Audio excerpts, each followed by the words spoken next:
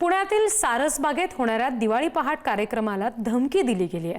सारसबागेतील दिवाळी पहाट या कार्यक्रमाच्या आयोजकांना धमकी दिली गेली आहे। गेल्या 28 वर्षांपासून सारसबागेत दिवाळी पहाटचा कार्यक्रम होतो, मात्र कार्यक्रमात धर्माविरोधी गाणी साजरी होतात अशा पद्धतीचा आरोप करत काही संघटनांनी धमकी दिलेली आहे। आयोजकांकडून पोलिसांकडे तक्रार केली गेली, त्यानंतर आता पोलीस बंदोबस्तात हा कार्यक्रम होईल असं सांगितलं गेलंय।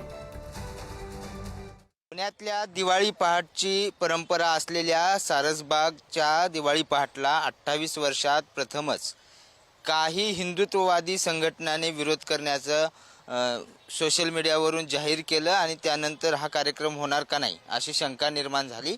आयोजकांनी मात्र पोलिसांना कळवलं, कार्यक्रम रद्द केला।